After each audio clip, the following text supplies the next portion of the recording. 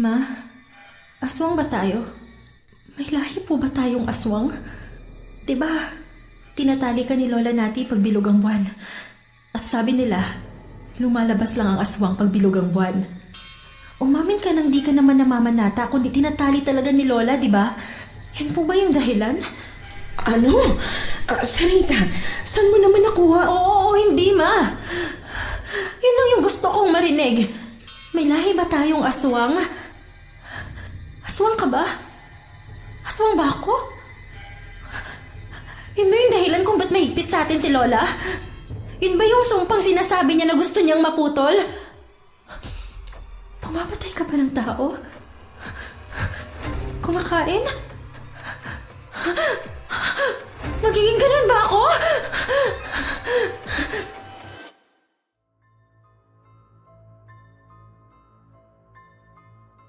Ang legacy o pamana, material na bagay man o katuruan, nahahawakan o hindi, ay nagsisilbing tulay sa ating nakaraan at sa ating mga ninuno na pilit naman nating pinagyayaman para maipamana rin natin sa susunod na henerasyon. Pero gugustuhin mo pa rin ba yung ipamana? Kapag nalaman mo na ang iniwan pala sa'yo ay isang sumpa. Ganyan po ang tema ng ating kwento ngayon. Pero bago ang lahat, kung bago ka pa lang dito sa channel, please like, subscribe, and hit the notification bell para updated kayo sa bawat kwentong ilalabas. May bago tayong storya 3 hanggang 4 na beses sa isang linggo. At ngayon, para sa tampok nating kwento.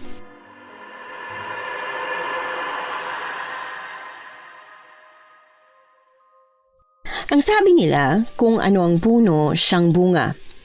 Pagkatapos ng nangyari kay Mama at ng mga nagawa niya, taon din akong nabuhay sa takot na kahit anong bait ko, isang araw, magigising na lang din ako na nakagawa na ako ng pagkakamali na babago sa buhay ko.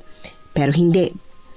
Kahit na pagka-strikto-strikto ng lola nati ko, siniguro niyang hindi ko mauulit ang pagkakamali ni Mama na dahilan kung bakit siya napatay ng galit na taong bayan.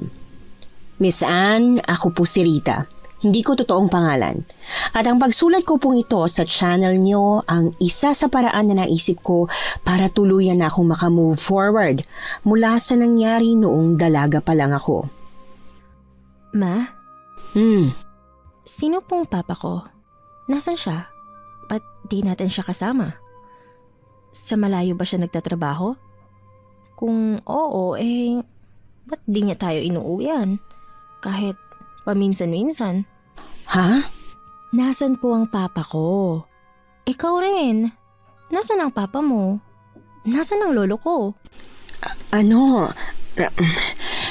Nasa ano sila? Nasa malayo? Oo, nasa malayo sila. Malayo? Gaano kalayo? Sa ibang bansa? Yung sasakay pa ng eroplano bago natin mapuntahan? O bago sila makabalik dito? Oo, gano'n na nga. Nasa malayo na sila kung nasa malayo sila. Pero ma, ba't po hindi sila umuwi pag birthday ko? O birthday mo? O di kaya pag birthday ni Lola Nati? O di kaya pag Pasko? Ang dami mo na namang tanong. Saan mo ba nakukuha ang mga tanong na to, ha? Ba't bigla-bigla mong naalala ang papa mo o ang lolo mo? Wala lang. Naalala ko lang sila bigla kasi dati sabi rin sa librong pinababasa mo sa akin, ang pamilya meron daw nanay, tatay, anak, lolo't lola.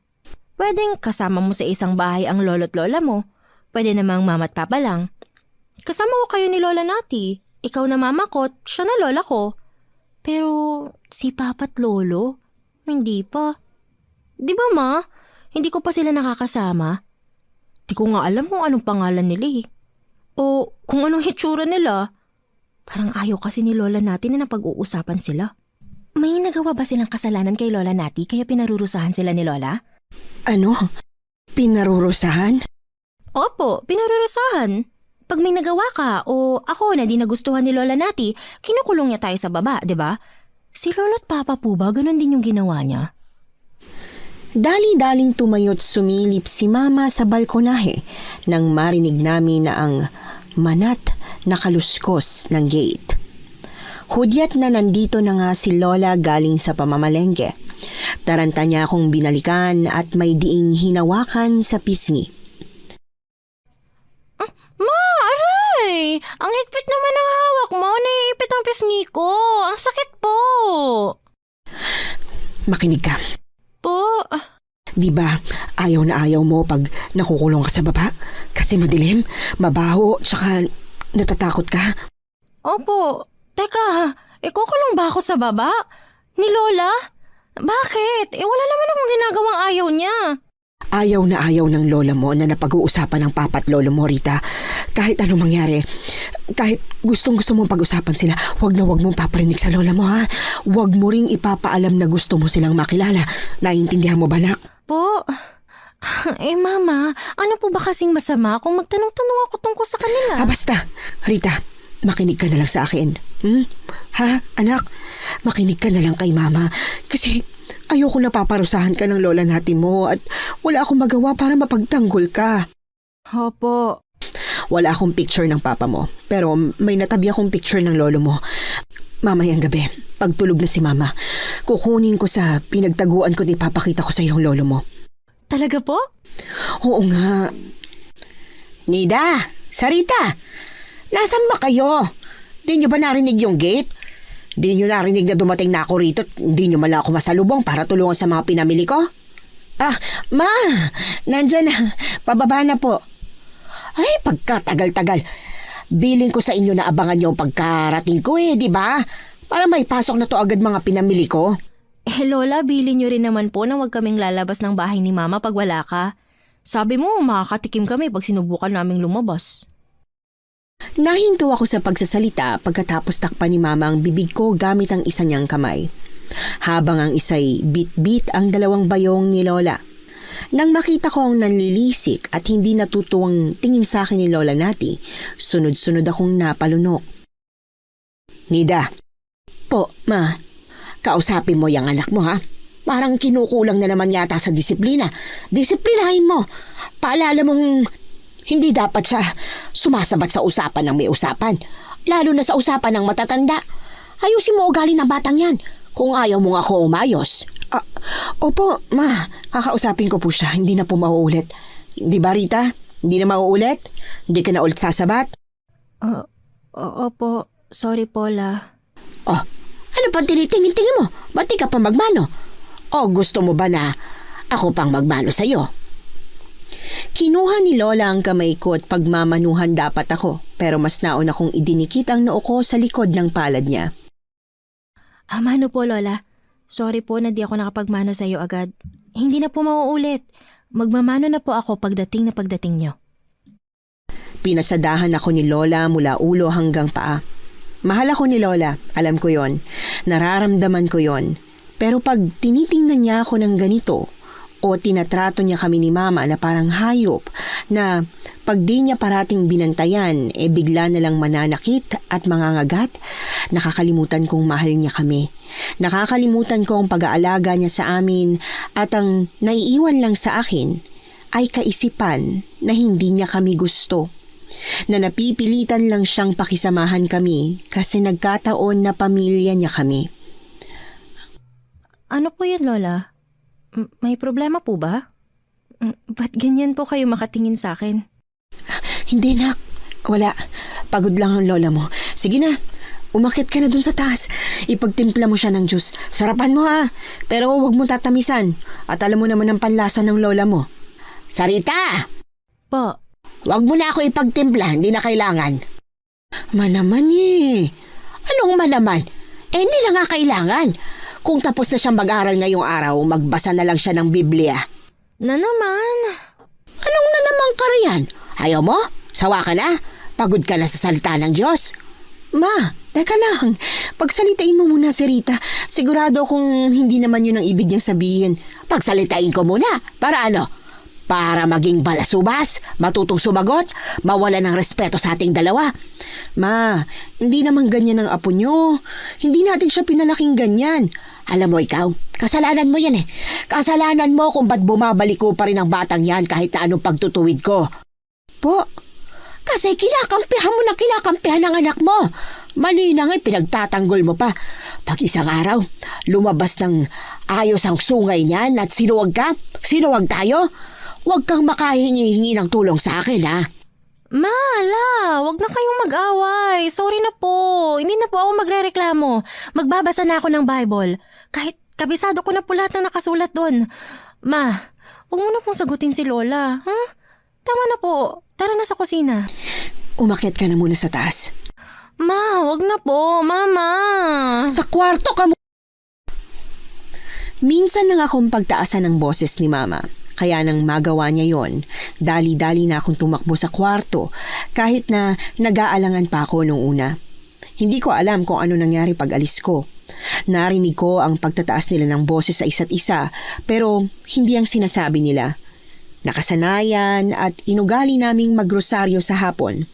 Ilang oras namin yung ginagawa bago maghapunan pero nung gabing yon, walang pagrorosaryong nangyari. Hindi rin kami nagsabay sa hapunan. Kumatok na lang si Mama sa pintong may dalang tray kung nasaan ang pagkain ko. Gutom na gutom ka na ba? Pasensya na at late ka na maghahapunan na. Ay, worth the wait naman to, sinigang to eh, yung paborito mo. Sige na, kain na. Kain ka na lang ng kain. Kung di pa hinawakan ni Mama ang kamay ko, hindi ko pa mapapansin na lunod na sa sabaw ng sinigang ang kanin sa plato ko. Dali-dali kong niyuko ang plato, hinigo pang sabaw, at nung tama na ang naiwang dami nun, ay saka ko muling umayos ng upo. Ikaw, Ma. Kumain ka na? Mamaya na ako. Busog na ako eh, kakatikim ng sabaw nung niluluto ko yan. Oh, hindi ba masarap? Ba't hindi ka kumakain ng maayos? Pagbitaw ko sa kubyertos, bumaling ako kay Mama. Lalong nag-alab ang pag-aalala sa mata niya. Hahawakan niya na sana ang noo ko para damhin kung may sakit ba ako. Pero hinuli ko ang kamay niya at hindi ko yon binitiwan. Ano yun? May gusto kang sabihin? May bumabagabag ba sa'yo? Sige lang, sabihin mo kay Mama. Di ba sabi ko na pwede mong sabihin sa akin ang lahat? Ma? Ano yun? Sige nak, sabihin mo lang kung ano iniisip mo, sabihin mo sa akin. Hindi ba tayo gusto ni Lola Nati? Ano? Opo, mahal niya tayo. Alam kong mahal tayo ni Lola. Pero minsan, hindi nga lang minsan, kundi madalas. Nararamdaman ko na parang di niya tayo gusto eh. Mama, pwede ba yun? Na mahal ka po ng isang tao pero hindi ka niya gusto? Mahal po ba tayo ni Lola Nati kasi anak ka niya at apo niya ako pero di niya tayo gusto kasi anak ka ng papa mo tas ako anak ng papa ko? Mahal tayo ng Lola Nati mo. Gusto niya rin tayo.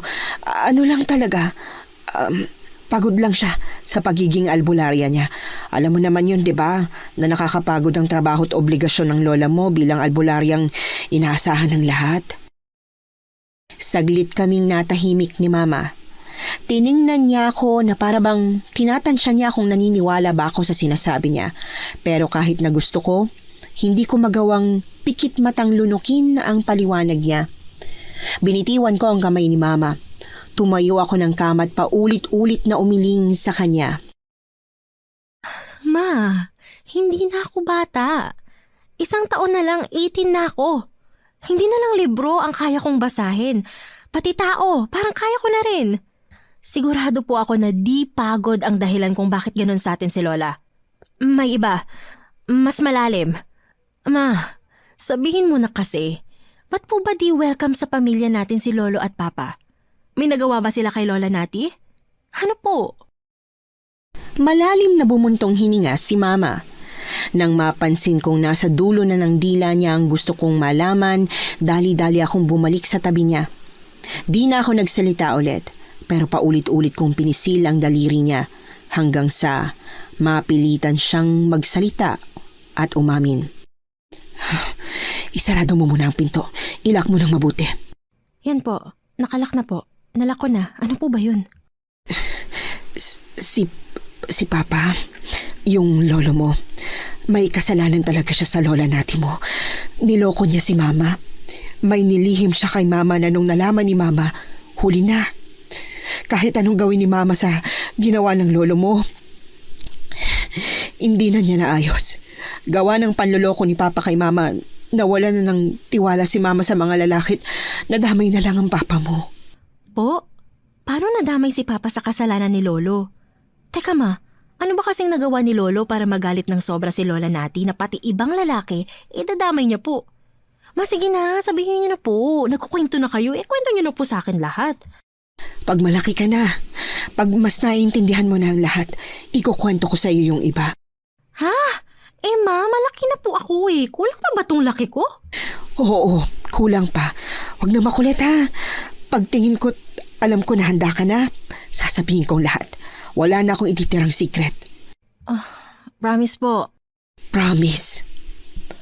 Nida, halika na. Bilog ang buwan ngayong gabi. Bilisan mo na. Opo, Ma. Sige na. Good night, Rita. Sweet dreams, ha? Huwag mong kakalimutang mag-pray bago matulog, ha? Ay, kumain ka na muna pala. Yung pinggan, iwan mo na lang dyan. Ako na kukuha bukas. Ma. Oh, ano na naman yun? Dali na't magagalit na naman ang lola mo eh. Alam mo naman yun, mainipin. Lahat ng secret sasabihin. Oo nga. Yun lang bang sasabihin mo? Kasi kung oo, lalabas na ako. Pati po ba kung bakit? Oo, nak. Pati yun. Sasabihin ko rin. Saan po ba kasi talaga kayo natutulog pag bilog ang buwan, Ma? Kung di dito at di rin naman sa kwarto ni Lola, saan po? Sa baba? Dun sa madilim na baba? Agad kong nabitiwan ang kamay ni Mama nang biglang binuksan ni Lola Nati ang nakalock na pinto gamit ang susi niya. Marahas niyang hinila si Mama palabas ng kwarto at paulit-ulit niyang sinabi na wala na raw oras. Na dapat daw alam ni Mama na pagbilog ang buwan, nasa kwarto na dapat siya. Sinubukan ko siyang habulin. Sinubukan kong pigilan si Lola kasi nasasaktan niya na si Mama. Pero sa pagmamadali niya, naitulak niya ako. Tumama sa kanto ng kama ang ulo ko't ang huli kong naalalay may nahawakan akong dugo galing sa noo ko. Tas nagdilim na ang lahat. Pagising ko kinabukasan, nasa tabi ko na si Mama at may inaayos na siya sa ulo ko. Aray! Ikaw naman kasi. Alam mo nang may sugat ka dyan, hahawakan mo pa. Huwag ka munang maglikot, pwede ba? Ma! Ay, ang kulit naman, oo. Kasasabi ko lang na huwag maglikot, steady lang. Patapusin mo muna ako. Ano, nahihilo ka ba? Kailangan kang dalhin sa ospital? Si Rita, dadalhin sa ospital? Para saan pa ang galing ko sa panggagamot kung simpleng ganyan lang ng apo ko di ko maaayos? Hindi na yan kailangan dalhin sa ospital. Mamaya may mangyari pa rin Rita. Po? La? Inumin mo ito. Inumin mo habang mainit pa. Ubusin mo at huwag ka na munang aalis sa kama mo. Naiintindihan mo? Opo. Pagsimsim ko sa mapait na pinaghalo-halong erbal, lumabas na si Lola Nati ng kwarto. Dali-dali kong binaba yung tasa sa gilid ng lamesa. Kahit parang nahihilo ako tuwing kumikilos, pinilit ko pa ring makalapit kay Mama. Pagtaas ko ng manggas ng kamesa di chinong suot niya, wala na siyang nagawa kundi ang ibaba yun agad. Rita, ano ba? Huwag mong patunayan sa akin na tamang sinasabi ng lola mo na bumabalik ko na yung ugali mo. Hindi tama yung ginagawa mo. Nakakabastos yun. Ma, ano yun? Marka ng ano po yung nasa palapulsuhan mo? Yung sugat na yan, ano po yan? Saan mo yan nakuha? Paano ka nagkaganyan? Tinali ka po ba ni Lola? Kinadena? Saan? Doon sa kwartong sinasabi niya? Pero bakit? May kasalanan ka po ba, Ma? Pinarurusahan ka niya? Sarita, sabing wala lang to Ano lang to? Na ano lang to? Na ano po? Wala kang masabi kasi nahihirapan kang mag-isip ng kasinungalingan na paniniwalaan ko. Kasi ang sinabi ko naman talaga yung totoo na nakuha mo yan kasi tinali ka. Kinadena. May usapan tayo, di ba? Sabi ko sa'yo, pag malaki ka na, pag mas maiintindihan mo ng lahat, saka ko sasabihin sa'yo. Pero ma, mali lang tao. Rita, ano ba? Baka marinig ka ng lola mo. Po ba kayo takot na... Hindi totoo yan. Yun po yung nararamdaman ko. Yung mga sugat mo ngayon, gawa niya po yan, di ba? Sinasaktan ka ni Lola, ma? Pagbilog ang buwan? Pero bakit? Ano bang pinagsasasabi mo? Hindi ako sinasaktan ng lola mo pag pilog ang buwan. Sarita, pinaliwanag na namin sa'yo noon pa kung ba't hindi mo ko katabi pag bilog ang buwan, hindi ba? Namamanata ako. Kasama po sa pamugatan ng ganyan? Oo na! Oo na! Oo na! Tama ka na! Nahihindik akong tumingin kay mama. Dali-dali akong sumilip sa bintana. Pagkakitang abala si Lola sa mga bonggambilya niya, bumalik ako kay mama na umiiyak na nakayuko sa kama. Pagbilog ang buwan, kinakadena ako ni mama sa kwarto sa baba. Pero Rita, maniwala ka. Ginagawa yun ni mama para sa pansarili kong ikabubuti. Ano, ma? Kung hindi niya gagawin yun, makakapanakit ako eh. Ikaw? Makakapanakit? Mama, ikaw yung pinakamabait at pinakakalmadong taong nakilala ko. Kahit lamok, di mo kayang saktan. Kaya paano? Maniwala ka na. Anak, Rita, sa ngayon, yan na lang muna ang kaya kong sabihin sa'yo. Huwag ka na magpumulit, ha? Huwag mo na munang alamin yung iba. Isang tanong na lang po, ma. Kailan po ito nag-umpisa? Kailan niya ito unang ginawa sa'yo? Paulit-ulit na binasa ni Mama ang pang-ibaba niyang labi. Sumulyap siya sa pinto, saka bumuntong hiningat, tumingin sa mata ko. Nung 15 ako, isang buwan pagkatapos mamatay ni Papa, kinailangan akong ikadena ni Mama tuwing bilog ang buwan. Lampas 2 dekada niya na itong ginagawa. Nida! Nasa kwarto ka pa ba? Iwan mo muna yung anak mo't hindi naman niya yan mapapano. Tulungan mo akong ilipat tong mga halamang gamot ko, bilis! Pagtayo ni Mama, agad kong hinabol ang braso niya. Pilit niyang inalis ang pagkakahawa ko sa kanya't kahit na alam kong kailangan ko na siyang bitiwan, nahirapan akong pakawalan siya.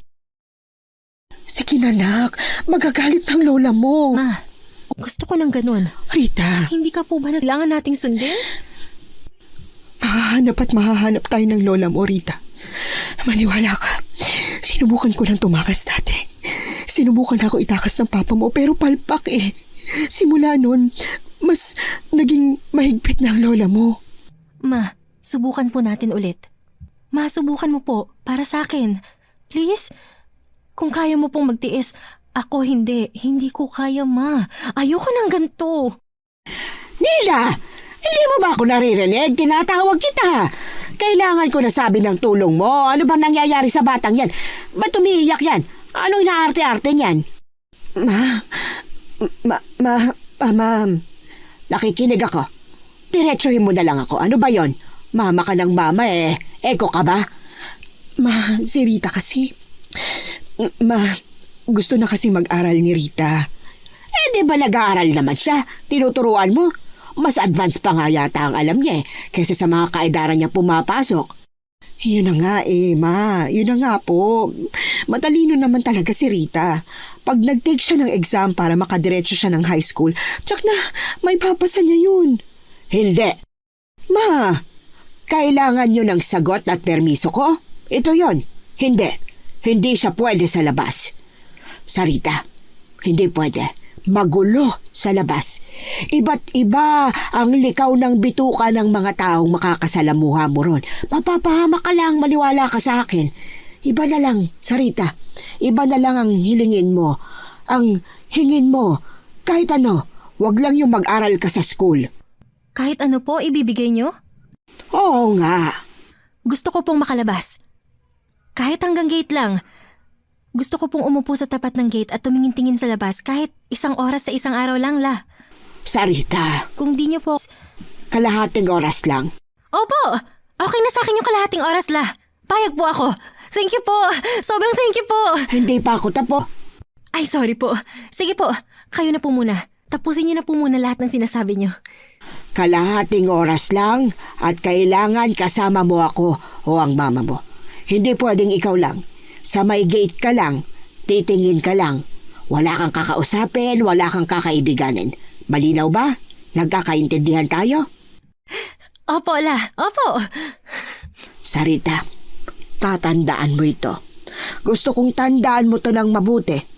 Sa oras na nilabag mo, maski isa sa mga napag-usapan nating hindi mo gagawin, hindi ka na ulit pwedeng lumabas. Opo, opo. Sarita, seryoso ako ha. Seryoso ako. Ako rin po, La. Seryoso rin po ako sa mga pinapangako ko sa'yo. O siya. Mamayang hapon, La. Pwede na po ba ako sa labas mamayang hapon? Pagtango ni Lola, lumabas na rin siya ng kwarto. Tuwang-tuwang sinalubong ako ni Mama ng yakap pagtingin ko sa kanya. O diba? Anong sabi ko sa'yo? Stricto lang ang lola mo't mahirap tansyahin pero mabait naman yan. At talagang mahal niya tayo. Kaya anak, pagtiisan na lang natin siya, ha? Pag nakita ng lola mo na talagang sumusunod ka sa kanya at hindi ka magpapasaway, baka mapapayag na rin natin siya na makapag-aral ka sa school. Nila, ano? Pababalikin mo pa ba ako dyan para sunduin ka na naman? Nandyan na po, ma. Bago ako mag-birthday, binibili ako ni Lola natin ng magandang bestida at yon ang sinusuot ko sa araw ng birthday ko. Sa isang linggo pang birthday ko pero nabilhan na ako ni Lola natin ng bagong bestida nung nakaraang linggo pa. Alam kong sa gate lang ako. Pero sa sobrang saya ko na kahit papano'y masisilip ko na yung mundong parating tinatago ng nagtataasan naming dingding at gate, sobra kong pinaghandaan ang pagkakataong buong akala ko ay hindi na darating. Ma! Bata ka, ba't suot-suot mo na yan? Para yan sa birthday mo, diba? Hubarin mo yan. At ba't parang posturang-postura ka? Nag-headband ka na, naghikaw ka pa. Sige na, Ma. Hayaan mo na lang ako. Wala naman po si Lola, di ba? May ginamot siya. Pag lumabas siya para manggamot, gabi na siya bumabalik, di ba? Payagan mo na po ako nakaayos ng ganito. Sikreto lang natin. Hindi po malalaman ni Lola. Saka, first time ko naman po to eh. Oo na, sige na. Pero ngayon lang to ha. Naiintindihan mo?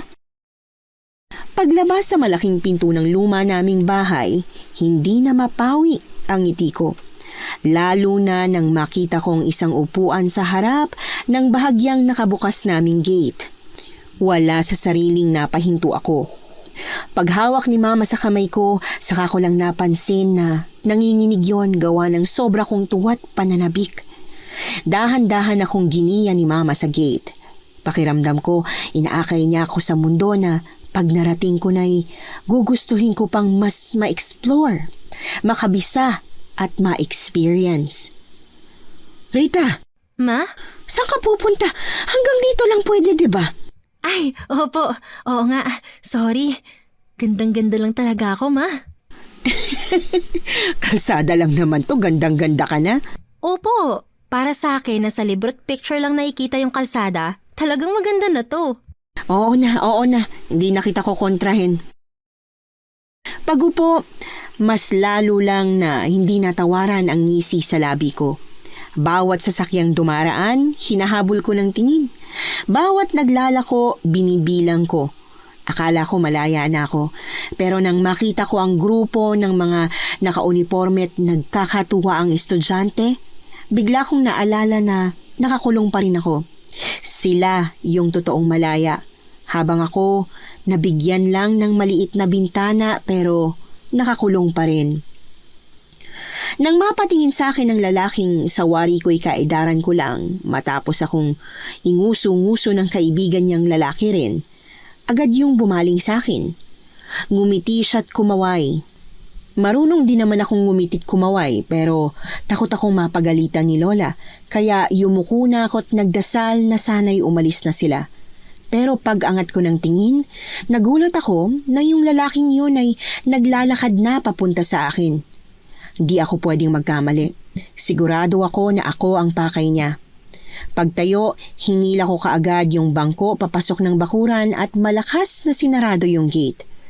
Kunot noong sinalubong ako ni Mama, nakalalabas lang galing sa pag-check kung luto na yung tulingang bigla niyang tinakbo kanina. Oh, tapos ka na? Sawa ka nang tumingin-tingin sa labas, ha? Nakakasampung minuto ka pa lang doon. Okay na po ako, Ma. Yun at yun lang din yung nakikita ko eh. Kotse, tricycle, mga taong naglalakad, nagtitinda. Ayos na po. Bukas na ulit. Sigurado ka? Ilala ko na yung gate kung tapos ka na talaga. Tumango ako kay Mama. Habang nilalak niya yung gate, hindi muna ako pumasok. Pagbukas niya noon para i-check kung ano, nakisilip ako. Nagbaka sakali ako kung nandun pa ba yung lalaking parang kakausap sa akin kanina pero wala na siya. Bantay sarado ako pag hindi ni Lola Nati ni Mama naman nung mga sumunod na araw hanggang sa matapos ang linggong yon. Kaya kahit parang gusto pa rin akong kausapin ng pamilyar na lalaking estudyante, hindi niya ako malapit-lapitan. Hanggang sa maging abala si Lola Nati sa dami ng may kailangan ng tulong niya. Pag busy si Lola sa panggagamot, pati si Mama'y nagiging busy.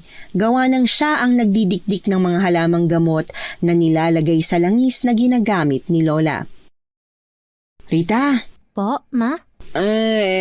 Kailangan ng Lola mo ng malaking batch ng healing oil bukas. Hindi ko yun pwedeng i-overnight. Gawa ng bilog ang buwan mamayang gabi. Para matapos, kailangan ko na yung simulan. Papasukin niyo na po ako? Mama, kakaupo ko lang dito. Wag muna.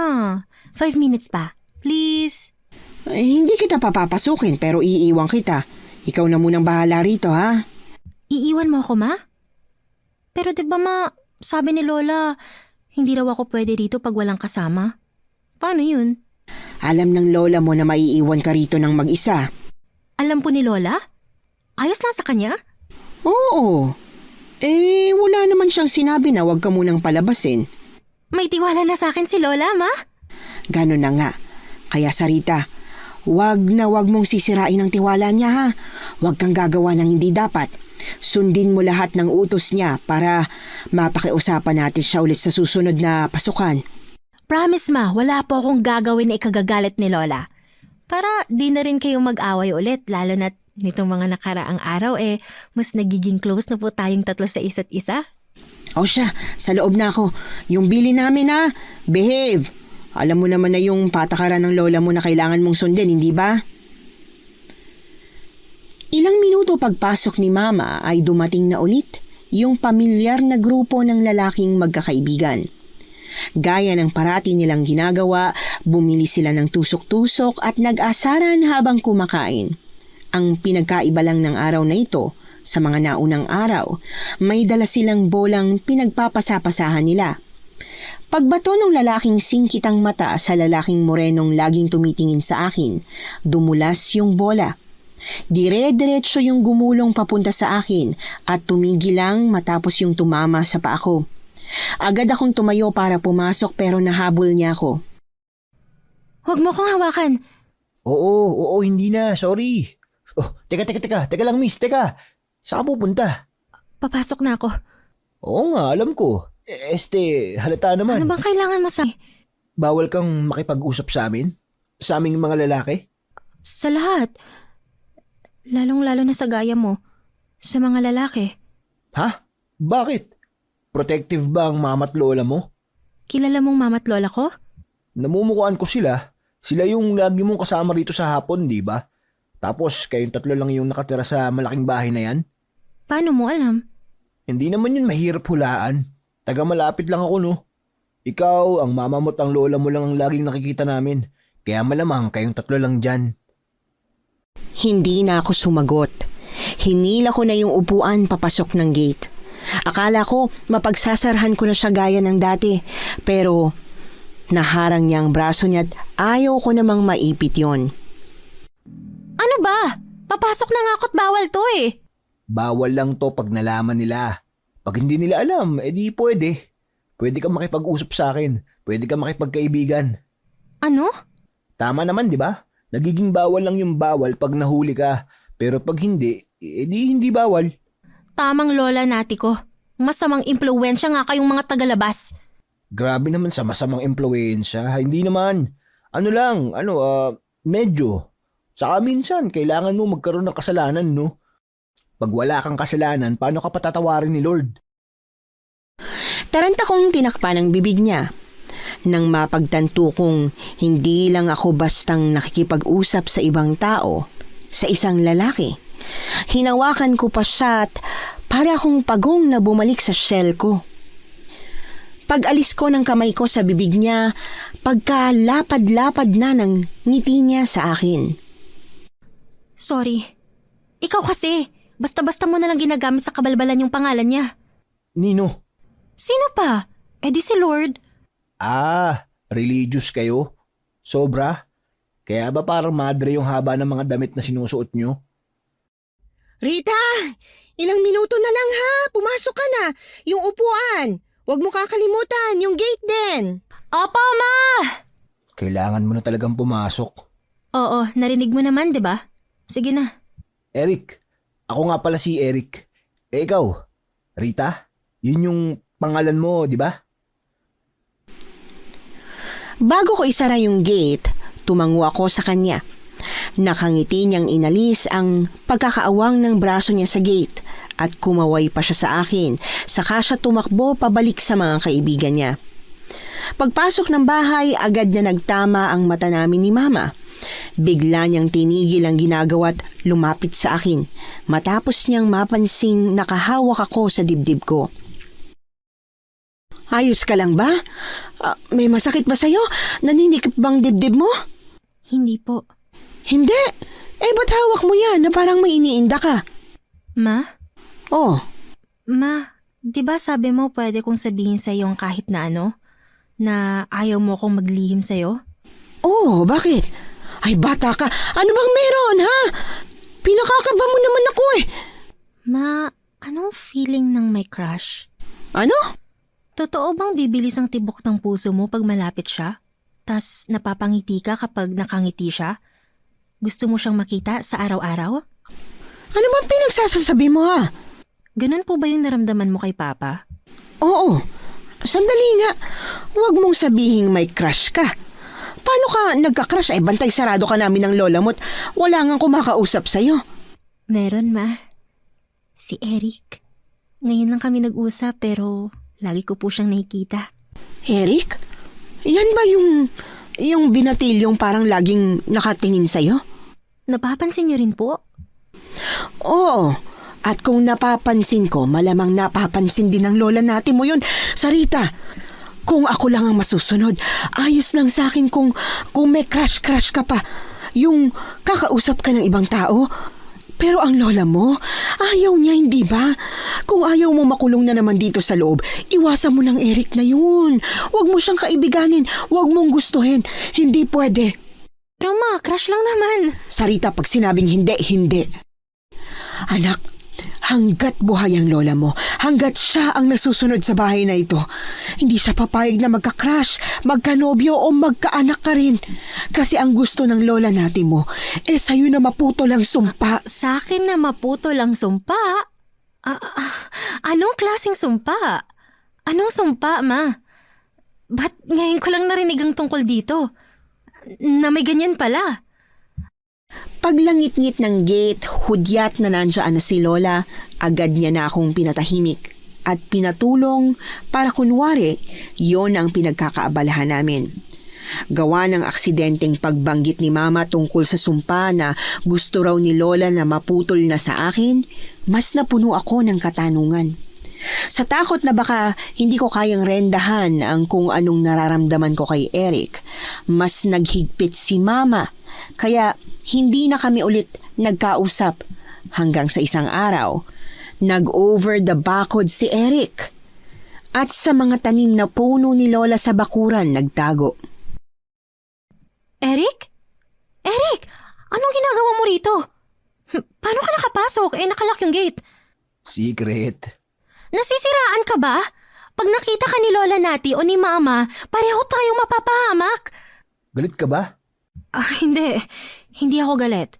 Pero nag-aalala ako sa pwedeng mangyari sa'yo. Kasi naman, miss na kita eh. Simula nung makausap kita, gusto na kita makausap parate. Pero bantay sarado ka ng mama mo. Kaya niya ako bantay sarado kasi ayaw niyang maulit pa yung nangyari nung hapong yun. Okay lang kay Mama na crush kita, pero sa lola ko, hindi. Bawal! Magagalit siya! Crush mo ako? Crush mo rin ako? Ibig sabihin, tayo na? Ano? Crush kita eh. Crush mo ako. Gusto natin ang isa't isa. Di tayo na. Ha? Ganun ba yun? Di ba hindi? Di ba may ligawan? Di ba dapat liligawan mo muna ako? Dati lang naman uso yun. Ngayon hindi na, wala na. Pag pareho nyo namang mahal ang isa't isa, pwedeng kayo na agad. Nobya na kita, tapos nobyo mo na ako. Paano tayo magiging ganun? Bawal nga tayong magkita. Bawal tayong mag-usap. Pero nag-uusap tayo ngayon at nagkikita. Akong bahala. Sasalisi ako sa bantay mo para magkasama tayo. Kung matinik sila, di hamak naman na mas matinik ako, no? Oo na. Sige na, tayo na nga. Pero umalis ka na. Nandiyan lang sa loob si Lola Nati ko't si Mama eh. Pag nahuli tayo, lagot talaga tayo. Sige, pero... Tinapik ni Eric ang pisngi niya. Alam kong ibig sabihin nun. Nagpapahalik siya ron. Eric, Sa pisngi lang naman eh. Tsaka nobya naman kita, di ba? Dali na. Pag-kiss mo sa akin, aalis na ako, Rita. Bilis na. Gusto mo ba na mahuli pa tayo? hindi. Ayoko. Kaya nga, i-kiss mo na ako. Talagang aalis ka na pag nakiss na kita? Oo nga, aalis na ako agad. Wala ka bang tiwala sa akin? Sa nobyo mo? Pagsabi niya noon, nawala ang pagdadalawang isip ko. Alam ko yung pakiramdam ng walang tiwala sa'yo, yung taong importante sa'yo. At kung importante ako sa kanya, gaya ng sinasabi niya, ayokong maramdaman niya na wala akong tiwala sa kanya. Kabado akong bumuntong hininga, saka tumango sa kanya. Nung gahibla na lang ang layo ng mukha ko sa mukha niya, pinikit ko ang mata ko. Akala ko sa pisngi niya lang dadampi ang labi ko, pero bigla siyang humarap sa akin. Kaya ang ending, aksidente kong naibigay sa kanya ang first kiss ko. Eric! Sabi mo sa pisngi lang, ba't ka humarap? Aksidente yun. Ang tagal mong humalik eh. Titignan ko lang sana kung malapit mo na akong makis. Tapos, ayun na pala. Ayoko na nga! Hindi na kita crush! Ayaw na kitang maging nobyo, nagte-take advantage ka eh. Parang di mo naman ako totoong mahal. Baka tulad ka talaga nung sinasabi ni Lola Nati. Baka dapat talagang di ako nagtitiwala sa'yo, sa mga lalaki. Rita, saglit. Ayoko na! Huwag ka nang babalik dito! Huwag ka na ulit aakit sa bakod kung ayaw mong isumbong kita kina Lola at isumbong ka nila sa pulis. Anong ibig sabihin nito? Lola, Sarita, ano ibig sabihin nito? Sino ang lalaking ito? Paano siya nakapasok dito? Kaano-ano mong lalaking ito? Kaibigan po. Kaibigan po ako ng apo nyo. Kaibigan? Ikaw? Kailan pa? Bawal makipagkaibigan ng batang ito. Kayo po si Lola Nati, di ba? Ako po si Eric. Parati ko kayong nakikita tuwing hapon. Wala akong pakialam, lumayas ka. Lumayas ka sa pamamahay ko. Bawal ka rito. Bawal kayo mga tao rito. Ano po? Lola Nati, sandali. Wala pong kasalanan si Rita. Hindi niya po ako pinapasok. Ako po yung umakyat sa bakod niyo para makapasok. May dala po akong babasahin para sa kanya. Napansin ko po kasing mahilig siyang magbasa eh. Wala akong pakialam. Alis! Layas! Lola Nati, gusto ko po ang apo niyo. Gusto ko ang apo niyo at maganda po ang intensyon ko sa kanya. Sa pamilya niyo. Hindik na napatingin si Lola Nati kay Eric na para bang sinumpa ni Eric ang pamilya namin sa sinabi niya. Muling sinubukang magpaliwanag ni Eric pero paulit-ulit na umiling sa kanya si Lola Nati. Ano po bang ayaw niyo sa akin? Apo po ako ni Nang Erna. Kilala niyo po ang lola ko, di ba? Malapit ho kayo sa kanya. Kaibigan niyo siya. Kaya alam niyong maayos ang pamilya ko. At maayos ang pagpapalaki nila sa akin. Oo! Kaya nga mas lalong hindi pwedeng magustuhan mo ang batang ito. Gusto mo bang pati dugo mo'y madamay sa sumpa niya? Gusto mo bang pati ikaw mamatay? Alis na! Umalis ka na't huwag ka nang babalik pa rito. Naiintindihan mo? Ma! Anong kaguluhan to? Ano pong nangyayari rito? Eric? Anong ginagawa mo rito? Kilala mo ang batang ito, Nida? Huwag mong subukang magsinungaling sa akin. Opo, Ma. Anong meron sa kanila ng anak mo? Anong meron sa kanila ni Sarita? Wala po, Ma. Sabi ko, huwag kang magsinungaling sa akin. Crush po siya ni Rita, Ma. Pero hindi pa naman alam ni Rita kung anong ibig sabihin nun. Wala lang po yun. Ano mo ba talaga ang lalaking ito, Sarita? Kaibigan o crush? Yung totoo, magsabi ka ng totoo, kundi malilintikan kayo mag-ina. nobyo ko po siya, La. Nobyo? Paano mo naging nobyo si Eric? Bantay sarado ko nga kayo. Rita, alam mo ba kung ano ibig sabihin pag nobyo mo na ang isang lalaki? Ha? Malamang talagang alam niya. Hindi naman natin pinalaking bangbang ang batang yan. Tsaka pinababasa mo yan ng nobela, hindi ba? O ano? Akala mo hindi ko alam? Pagkaladkad ni Lola Nati kay Eric, palabas ng bahay, dali-dali na akong inutusan ni Mama na pumasok ng kwarto. Ilang beses ko lang nakita si Lolang galit, pero ngayon ko lang siya nakitang ganon kagalit. Hindi ako handang harapin ang ganoong galit ni Lola, kaya gusto ko sanang takasan yon. Akala ko matatakasan ko yon, pero hindi. Nasaan ang batang yon? Nasaan ang magaling mong anak? Ma, sandali lang. Ma, hindi. Huwag mo akong pigilan, Nida. Ma, please. Teka lang, sandali lang. Ba't may ganyan kasi? Anong gagawin mo sa piring? Huwag mo sabihin dadalhin mo rito si Rita sa kwarto. Ma, hindi pwede. Hindi ako papayag. Ma, hindi pwede. At kailan ka pala sunod sa bahay na ito, ha? Kailan pa naging batas ang salita mo? Pero may usapan tayo, Ma. Wala pa naman yung sisiw sa kanya. Hindi ko pa napapamana. Hindi ko ipapamana. Sabi mo hanggat nasa akin lang yon. At hanggat ako lang yung ganap. Hindi mo itatali ang anak ko sa kwartong yun. Ma, please, maawa ka sa apo mo. Kung ayaw mo maawa sa kanya, kahit sa akin na lang na anak mo, maawa ka sa akin, Ma. Maawa ka. Huwag mo akong pabiliin sa pagitan ninyo ni Sarita. Kasi ina ka rin. At alam mo kung anong kayang gawin ng isang ina, maprotektahan lang ang anak niya. Hindi ko lubos na naiintindihan kung ano bang nangyayari sa labas. Pero nang biglang tumahimik ang paligid, akala ko napapayag na ni Mama si Lola Nati na wag nang gawin ang gusto niyang gawin sa akin. Akala ko lang pala yon.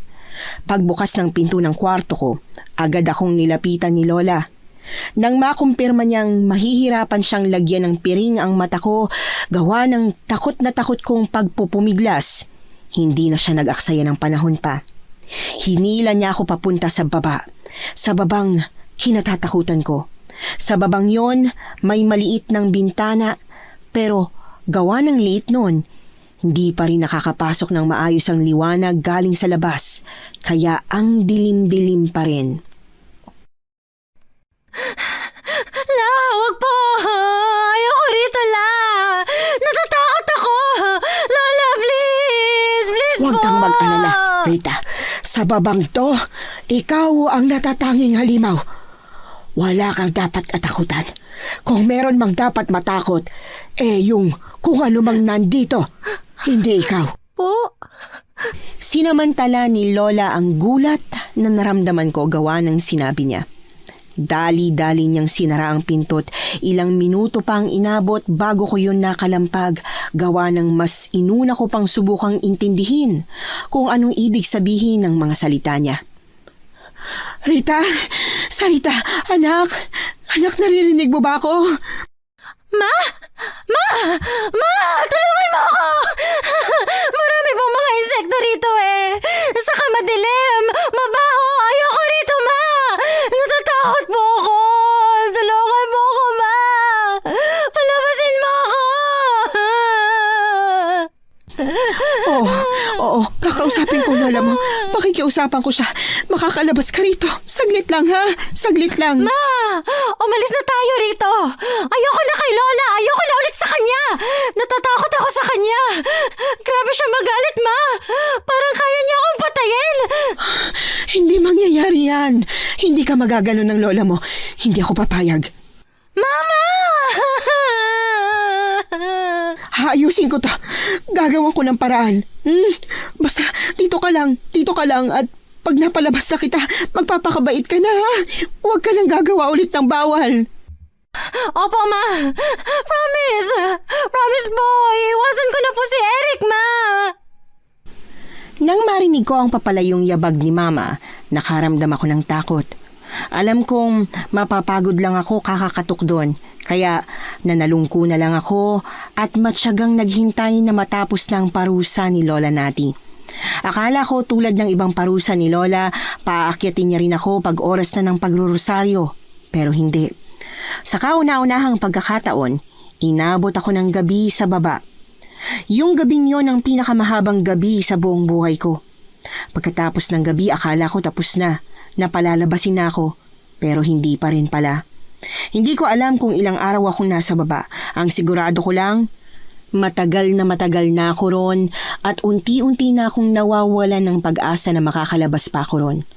Buong akala ko, yung baba na, yung magiging bagong kulungan ko, yung magiging bagong mundo ko. Pero isang araw, dumating ang oras na araw-araw kong pinapanalangin sa Diyos kasabay ng paulit-ulit kong paghingi ng kapatawaran sa malaking kasalanang nagawa ko kay Lola Nati. Pagbukas ng pinto, saglit akong nabulag ng liwanag sa labas. At bago masanay ang mata ko, nayakap na ako ni Mama. Tara na, halika na, pwede ka nang lumabas. Pumayag na si Lola? Tapos na akong parusahan, Ma? Napatawad niya na po ako? Hindi sumagot si Mama. Nakangiti lang siya habang inaalalayan niya ako pabalik sa taas ng bahay. Akala ko maaabutan ko si Lola sa sulok niya na nagbabasa o nagbuburda. Gaya ng parating bumubungad sa akin pag pwede na ako sa taas. Pagkatapos akong parusahan sa baba. Pero wala ron si Lola. Napuno ako ng pagtataka. Pero hindi na rin ako nagtanong kay Mama. Masama ang loob ko kay Lola. Hindi nga lang basta masama, kundi galit. Kaya mas okay na rin na hindi ko siya agad nakita. Pagpasok ng kwarto, may nakahanda ng panlinis si Mama. Pinunasan niya ako, pinihisan, pinakain at pinatulog. Gabit madilim na sa labas nang magising ako.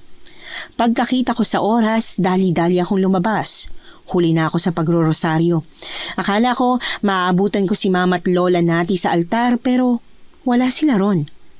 Kahit yung mga kandila na 5:00 pa lang ng hapon pinasisindihan na ni Lola ay nakapatay din. Oh, gising ka na pala. Gutom ka na? Gusto mo na maghapunan? Maghahain ako. Kakain na agad, Ma? Hindi po ba tayo magdadasal muna? Oras na ng pagrorosaryo eh. Saka tong altar, bakit po walang sindi? Si Lola Nati, Ma. Nasaan po si Lola? Nasa kwarto? May sakit ba siya? O nasa labas pa't may tinutulungan? Mula sa araw na to, tayong dalawa na lang. Ikaw at ako na lang ang pamilya. Matapos ang anunsyong yon ni Mama, lumakad siya sa kusina. Pagpasada ko ng tingin sa paligid, napansin kong nawawala na ang mga picture ni Lola Nati. Gulong-gulo kong sinundan si Mama sa kusina at naabutan siyang naghahain. Ano pong ibig niyong sabihin na tayo na lang ang pamilya? Na ikaw at ako na lang? Ang Lola? Nasaan ang Lola? Na paano siya? Biglang tumigil si Mama sa ginagawa niya. Pinaghila niya ang sarili niya ng mauupuan. Sabay senya sa akin na maupo rin sa tabi niya. Binasa niya ang pang-ibabang labi niya na para bang nahihirapan siyang ibalita ang kailangan niyang ibalita sa akin. Ma, may nangyari ba habang nasa baba ko? Nagkasakit po si Lola? Na-ospital siya? Ma, patay na ba si Lola? Inatake ba siya? Kasalanan ko ba? Hindi inatake ang lola mo. Ayos lang siya, malusog at buhay na buhay. Kung ganun, nasan po siya? Hindi ko rin alam. Po? Ano hindi niyo alam? Paano hindi niyo po alam, Ma? Kaninang umaga, bigla na lang nag-alsa balutan ng lola mo. Tinanong ko kung bakit, kung saan siya pupunta. Pero hindi niya sinabi kung saan eh. Ang sabi niya lang, napapagod na siyang asikasuhin tayo. Nabantayan tayo at tumulong sa ibang tao. Gusto na raw niyang mabuhay para sa sarili niya.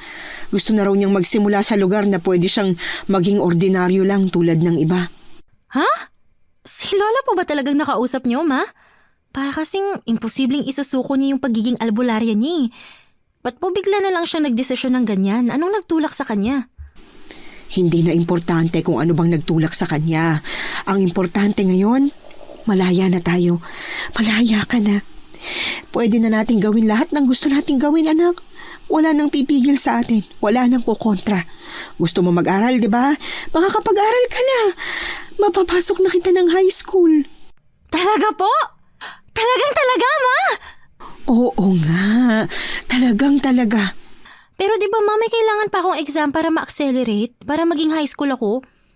Tapos nasa kalagitnaan na ng pasukan. Kahit wala na si Lola at ikaw nang masusunod, hindi pa rin ako makakapasok. Next year pa rin ako makakapag-aral. Pagsenya sa akin ni Mama ng saglit, dali-dali siyang tumayo.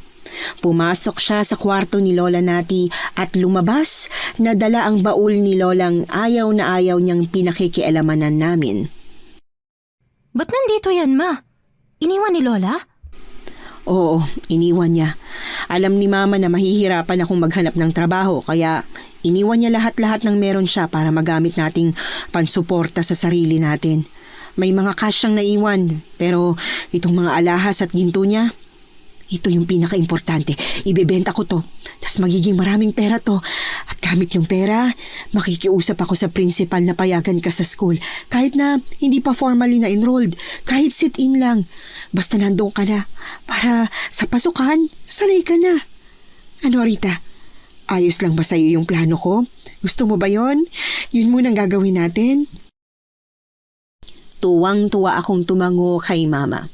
Pagtayo't pagyakap ko sa kanya, agad niya akong niyakap pabalik. Kalaunan, naramdaman kong parang may di sinasabi sa akin si Mama at may hindi tama sa mga nangyayari. Pero imbis na busisiin siya para malaman ang buong istorya, pinili kong paniwalaan at kapitan na lang ang paliwanag niya. Nung oras na yon, ang mahalaga na lang sa akin ay ang idea na mamumuhay na rin kaming tulad ng iba. Rita, gising na at mahuhuli ka na. Po? Ano yan, Ma? Ang sabi ko, gising na at mahuhuli ka na. Ako? Ma? Mahuhuli? Saan po? Saan pa edi sa school? Sa school? Ano ba yan, Sarita? Plano mo bang ulit-ulitin na lang lahat ng sasabihin ko bago nasabit malilate ka na nga? Pikit mata at pupungas-pungas kong hinabol si Mama nung palabas na siya ng kwarto. Lumambitin ako sa braso niya para pigilan siya pero imbis na huminto, walang kahirap-hirap niya akong nahila sa sala. Pagkakita sa uniform, bag at sapatos na naghihintay sa akin sa sofa, bumitaw ako kay Mama para lapitan ang mga yon. Ma! Para sa akin to?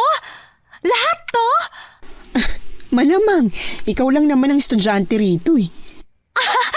Hindi ako namali ng dinig. Talagang papasok na ako? Ha? Pwede na ako pumasok? Oo nga. Pero,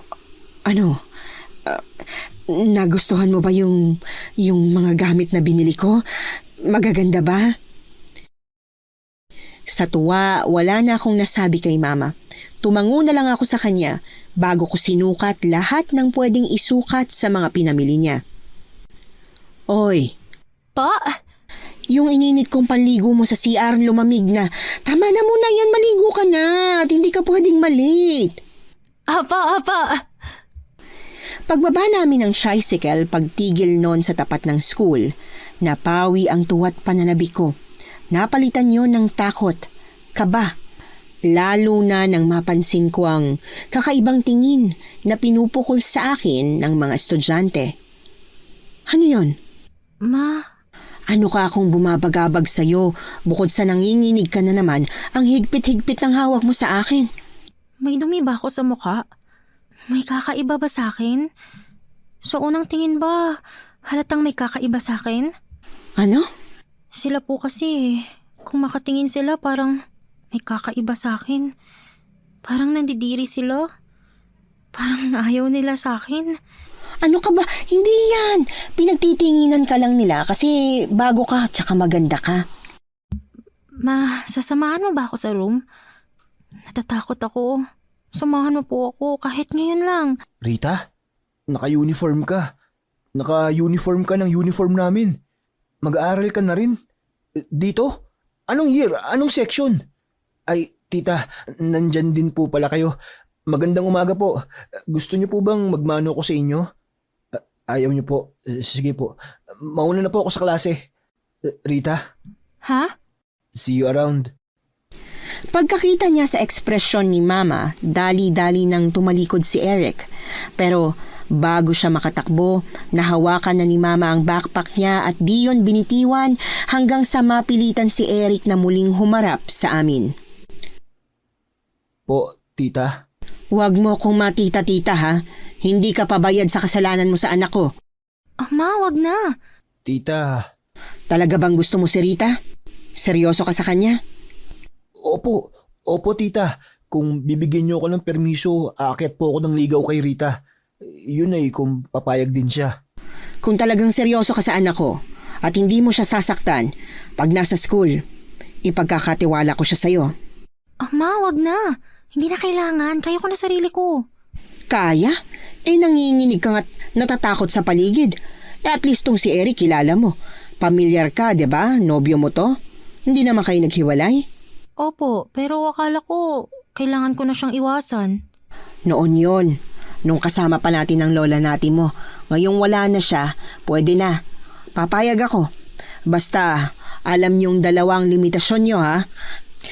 Lahat ng hindi ko naranasan ng kabataan ko, gawa ng lola mo, sisiguraduhin kong mararanasan mo. Eric, si Rita ha, bantayan mo. Pag may nangyari sa batang ito, mayayari ka sa akin. Mama? Oh, Pero hahatid mo pa rin ako sa room, di ba? Kahit ngayong araw lang, kasi first day ko. Pwede pong makisabat sa usapan yung mag-ina? Pwede po. Sige, ano po kasi, high school yung school na to. Malalaki, dalagat binata ng mga estudyante. Kung gusto nyo po na mag-fit in si Rita sa school, mas okay po na wag nyo na siyang ihatid sa room niya. Kasi pambata lang po yung hinahatid pa eh. Pag hinatid nyo po siya, baka mas lalo lang siyang pagtawanan. at bakit nila pinagtatawanan ng anak ko? Kasalanan ko bang mahal na mahal ko si Rita? Kaya gusto ko pa siyang ihatid sa room? Nang mapansin kong tanging ako na lang ang may kasamang magulang papasok ng school, sumang-ayon na ako sa suhestyon ni Eric. Hindi na ako nagpahatid kay Mama at sa kanya na lang bumuntot. Lalo na nung makumpirma kong nasa iisang year lang kami at section. Sigurado kang ihahatid mo ko pa uwi mamaya, ha? Oo nga, wala ka bang tiwala sa akin? Isa pa, lapit-lapit lang ng bahay nyo eh. Kahit hindi kita ihatid, sigurado makakauwi ka. Pero ihahatid pa rin kita kaya wala kang kailangan ipag-alala, okay? Takot ko lang kay Tita Nida. Grabe yung pagdilit-dilit niya sa akin ng mata at pagbabantay. Ganun lang yun, pero mabait yun. Mas mabait kesa sa lola ko. Oo nga pala, anyari kay Lola Nati? Ayaw mong pag-usapan? Sige, iba na lang. Alam ko na. Let's get to know each other. Get to know each other? Oo, magtanong ka sa akin para makilala mo ako. Tapos magtatanong din ako sa'yo para makilala kita. 18 ka na rin ba?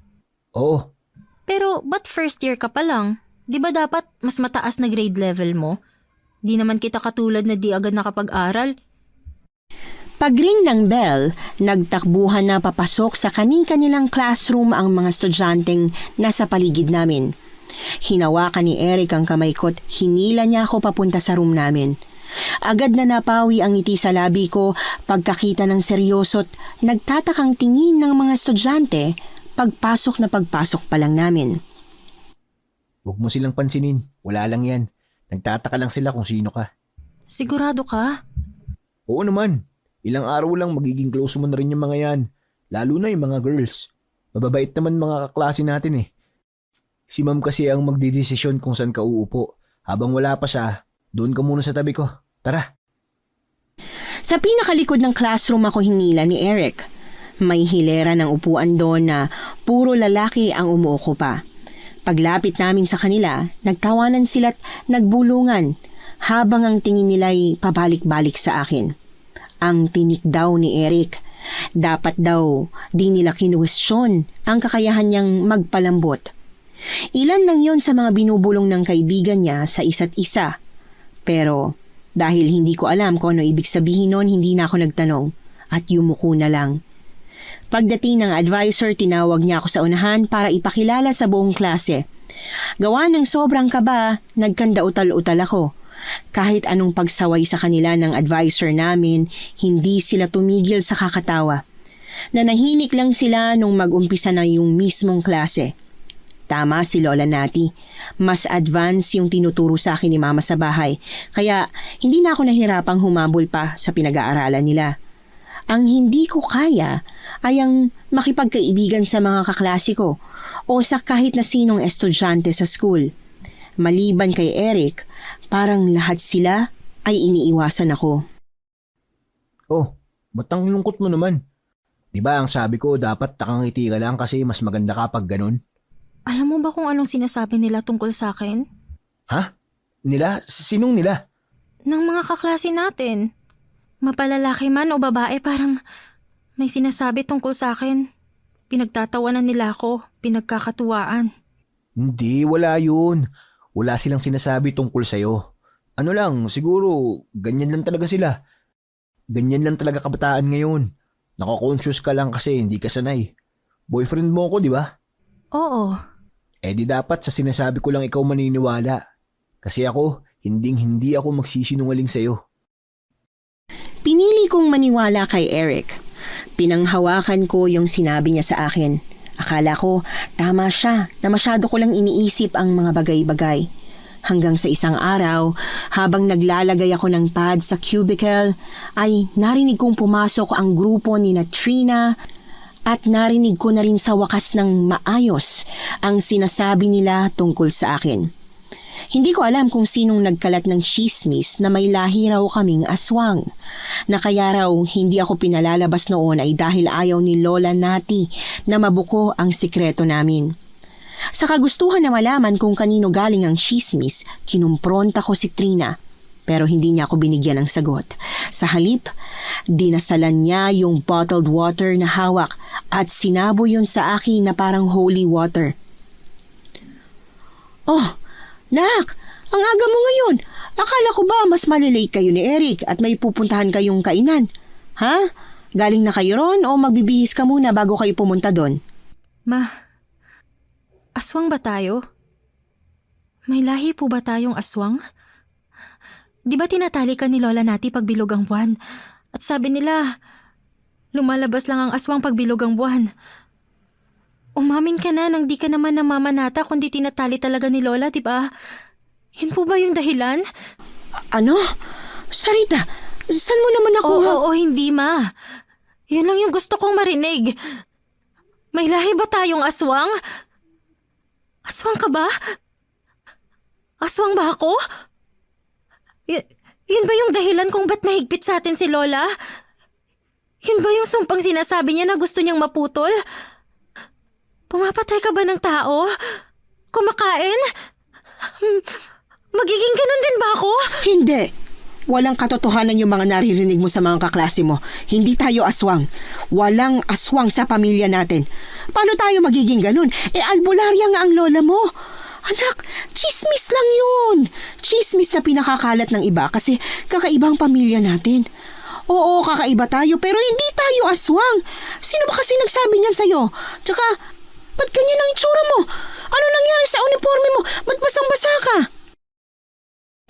Buong gabi akong pinatahan ni Mama at para patunayan sa akin na hindi nga siya aswang nung gabing yon, hindi siya umalis sa tabi ko kahit na bilog ang buwan. Pumikit ang mata ko na nasa tabi ko si Mama at pagmulat ko, nasa tabi ko pa rin siya. Mas nauna akong magising. Gigisingin ko na sana si Mama nang mapansin kong iba na ang suot niya ngayon kesa sa suot niya kagabi. Pero dahil hindi ako sigurado kung tama ba ako nang naaalala, hindi na ako nagtanong pa. Weekend ang sumunod na araw kaya wala akong dahilan para lumabas ng bahay. Pero kung anong payapa ko nung nagdaang weekend, siya namang gulo at ingay ng Lunes na sumalubong sa akin. Pagkapasok ng classroom, bigla akong sinabuyan ng asin ng mga kaklase ko. Paulit-ulit nilang sinisigaw na aswang daw ako. Na talagang aswang daw ang pamilya ko at kami ang nasa likod ng biglaang pagkamatay ni Trina. Paulit-ulit kong tinanggi na hindi kami. Na wala kaming kinalaman sa kung anumang nangyari kay Trina pero mas lalo lang silang nagalit. Mas lalo lang nila akong kinuyog. Tama na! Tigilan niyo nga si Rita. May ebidensya ba kayo na sila ang may gawa ng nangyari kay Trina? Di ba wala? Tsaka ang sabi, may posibilidad na mabangis na hayop ang may gawa nun. Mabangis na hayop? Hindi hayop ang may gawa nun, Eric. Aswang! Sila Rita! Itong nobya mong aswang lang naman ang huli na kaaway ni Trina eh. Tapos bigla na lang siyang nawala. At kaninang umaga, nakita na lang sa may ilog na lasog-lasog na. Sige nga! Kung hayop ang may gawa nun, anong klase? At bakit ngayon lang to nangyari? Kung kailan pinakawalan siya at ang mama niya ng lola niya na freak din? Hindi aswang ang mama ko! Hindi ako aswang! At hindi freak ang lola nati ko! Kung ano man ang nangyari kay Trina, walang kinalaman ng mama ko lalo na't magkasama kami buong gabi nung kabilugan ng buwan. Kabilugan ng buwan? Bakit? Ano bang meron pag bilog ang buwan, ha? Nagiging aswang ang mama mo? So tama ako. Siya nga may gawa ng lahat ng to. Unang beses kong makaramdam ng galit na parang sasabog ang dibdib ko at hindi ko makontrol. Namalayan ko na lang na hila-hila ko na ang buhok ni Jasmine at kinakaladkad ko na siya palabas ng classroom. Sa bunot, sampal at kalmot ang natamo niya mula sa akin. Nang marinig ko ang paulit-ulit niyang pagsigaw ng tama na, natauhan ako. Gulat na gulat kong tiningnan ang kuko kong may bahid ng dugo ni Jasmine. Dahan-dahan akong humakbang palayo mula sa kanya. Saka tuluyang tumakbo para tumakas. Pero kahit anong bilis ko, naabutan pa rin ako ni Eric. Bitawan mo ako! Bitawan mo ako! Sorry. Hindi ko sinasadya. Hindi ko alam kung anong nangyari. Hindi ko alam ba't ko nagawa yun sa kanya. Hindi naman ako ganun eh. Hindi ako bayolente. Alam ko Rita. Ako lang to. Ako, hindi kita sasaktan. Tulungan mo ako. Itago mo ako. Dalhin mo ako sa ibang lugar. Baka ipakulong ako ni na Jasmine eh. Ayoko munang umuwi sa bahay. Papunta sila ron eh. Baka pumunta sila ron may kasamang pulis. Natatakot ako. Sigurado ka? Pagtango ko sa kanya, dali-dali niya akong hinila palabas ng school. Agad kaming sumakay ng tricycle, kaya di na kami nahabol ng security guard. Bagaman narinig ko yung pangalan ng lugar na pupuntahan namin, hindi ko pa rin alam kung saan ba mismo yon. Sa inyo ba to? Bahay nyo? Pero, di ba sabi mo malapit lang kayo sa bahay namin? Kinadyan to. Kilala mo yun, di ba? Yung best friend ko. Bahay nila? Hindi, rest house. Pahingahan, ganun. Tambahin namin dito. Pwede tayo rito hanggat gusto mo. Meron na rin palang lutuan tsaka bigas at mga dilata na rin dito. Kaya tara na, pasok na tayo. Pagpasok sa loob, dali-daling pinagdadampot ni Eric ang walang lamang bote ng kung ano't lagayan na punong-puno ng abo. Ano yan? Soft drinks? Saka, yung nasa lagayan, ano yan? Ito, abo ng sigarilyo. Yung mga bote naman, alak. Alak? Ano yun? Hindi mo alam kung ano yung alak? Ang swerte ko naman, napaka-inosente ng girlfriend ko. Yung alak, ano yun?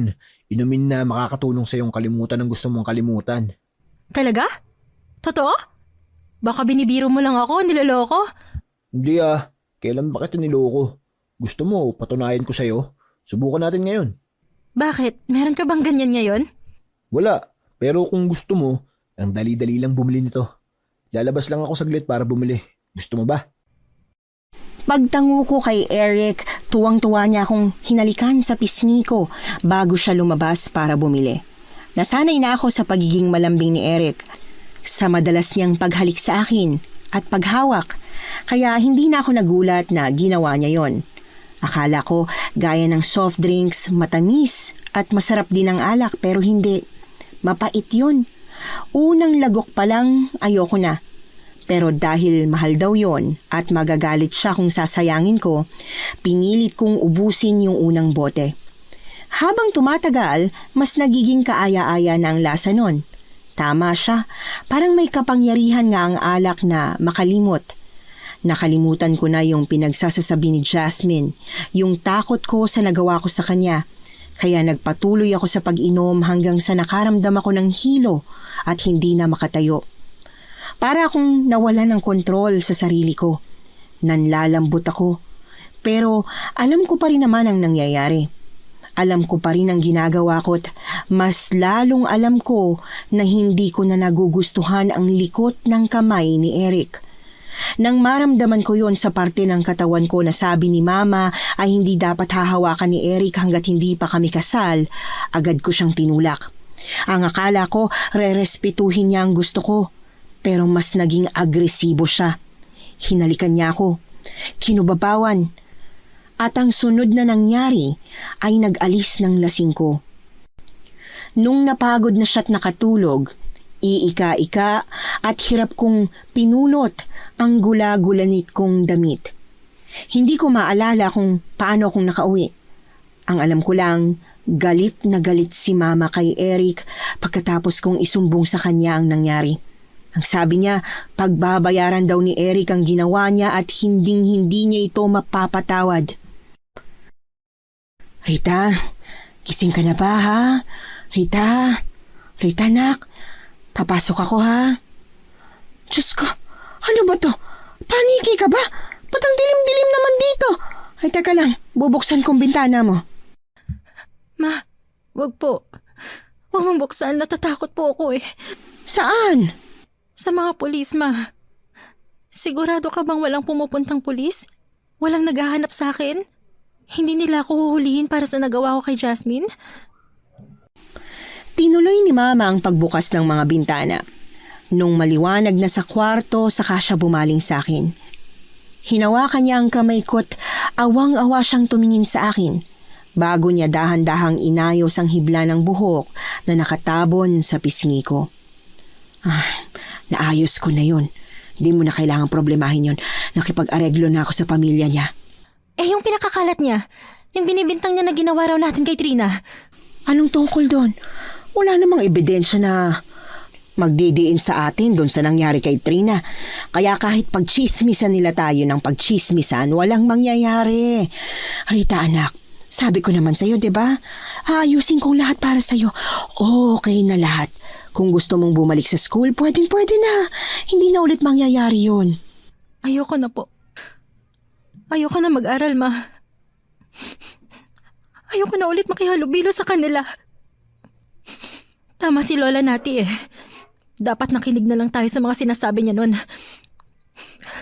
Kung di ako nagpumilit, kung di tayo basta-basta nagtiwala kay Eric, hindi niya sana magagawa sa akin yung ginawa niya.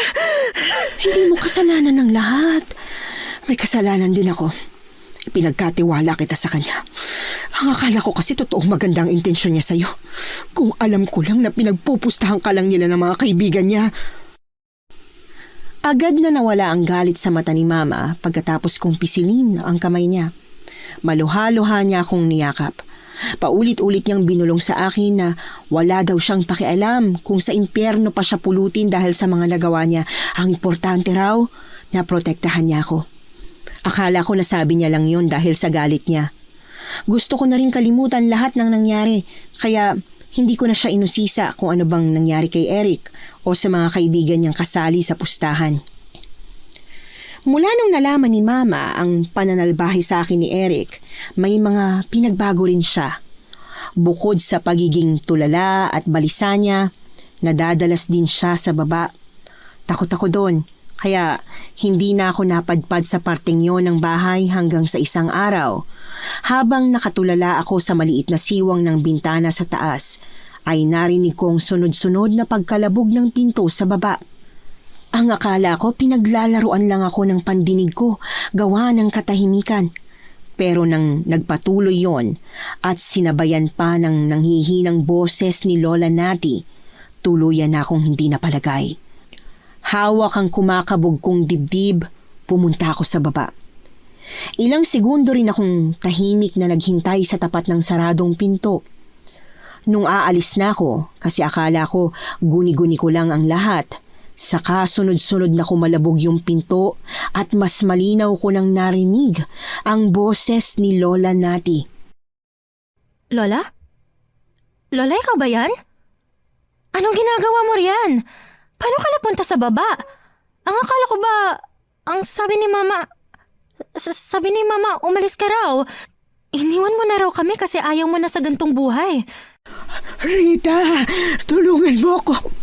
Tulungan mo ako, palabasin niyo ako rito. Palabasin mo ako rito, Apo. Parang awa mo na. Opo, La. Opo, sandali lang. Kukunin ko lang yung susi. Wala sa madalas na pinaglalagyan ni Mama yung susi ng baba. Imbis na magpakapagod kakahanap ng bago niyang pinaglalagyan nun, kumuha na lang ako ng martilyo at walang tigil kong pinukpok yung padlock hanggang sa tuluyan na yung masira. Pagpasok sa baba, agad akong napahawak sa ilong ko at napaatras nang umalingasaw ang parang nabubulok na amoy. Sarita, tulong. Tulungan mo ako. Itakas mo ako dito. Tumakas na tayo sa mama mo. Nangyari na. Nangyari na yung kinakatakot ko. Po, anong ibig niyo sabihin? La, at ano amoy na yun? Ikaw ba yun? May sugat ka bang parang nabubulok kaya gantong amoy dito? Hindi ako yon. Hindi ako. Si Eric. Si Eric yon. Yung katawan yun ni Eric na hindi pa ubos ng mama mo. Po! Gusto mong malaman kung ba't hindi ko kayo pinalabas? Kung bakit ang higpit-higpit ko sa inyo? Kung bakit wala sa loob ang mama mo pag bilog ang buwan? Totoo yung sinasabi nila, Jasmine? Yung binibintang ni Trina? Mga aswang po tayo? Aswang si Mama? Aswang ako? Ikaw at ang mama mo lang, Sarita. Nakapag-asawa ko ng aswang. Yung papa ni Nida, yung lolo mo, aswang siya. Naitago niya yun sa akin sa loob ng mahabang panahon. Nalaman ko lang ang totoong siya nung araw na naipasa niya na sa mama mo ang sisiw na itim. At dahil doon, ganap na naging aswang ang mama mo. Kaya naman nakokontrol naman namin. Makokontrol naman dapat pero nakatikim siya ng laman ng tao. Simula noon, nagiba na siya. Hindi niya na mapigilan.